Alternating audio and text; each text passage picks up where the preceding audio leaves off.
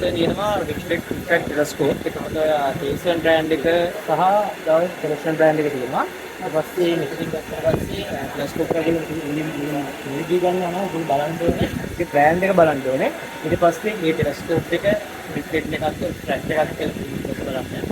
Telescope එකක් ගත්තී අනිවාර්යයෙන්ම ඒක බලන්න ඕනේ. කල්පිතමත් වෙනවා ටෙලස්කෝප් එකේ තියෙන ඇපර්චර් ලයිට් එකේ කොච්චරද කියලා මොකද ඩයමීටර් එක විශාල වෙන ප්‍රමාණයට ඔයගොල්ලන්ට මේකේ ෂාර්ප්නස් ලෙච් එකක් ගන්න පුළුවන්.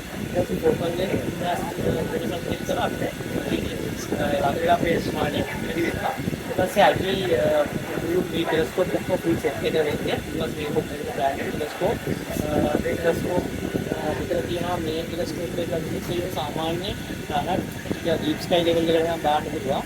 මේ ටෙලස්කෝප් නම් සාමාන්‍ය පොඩි ළමයින්ට ඊට පස්සේ තාක්කා විද්‍යාවට ආස කරන කිසි කෙනෙක් වගේ මේ ටෙලස්කෝප් යූස් කරන්න පුළුවන්. නැත්නම් ස්කලේ තාක්කා විද්‍යාවට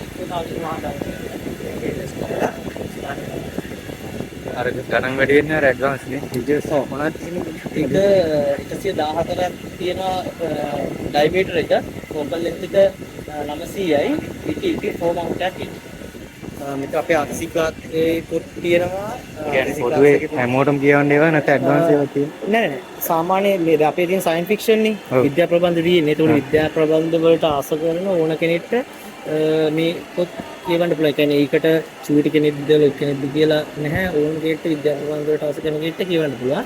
ඊට පස්සේ තාරකා විද්‍යාව ඉගෙන ගන්න කට්ටියට මෙතන තියෙනවා වෙනම තාරකා විද්‍යාව ගැන ලියවිච්ච පොත්. ඕනම කෙනෙක්ට කියන්නේ ඕනම කෙනෙක්ට කියවන්න පුළුවන්.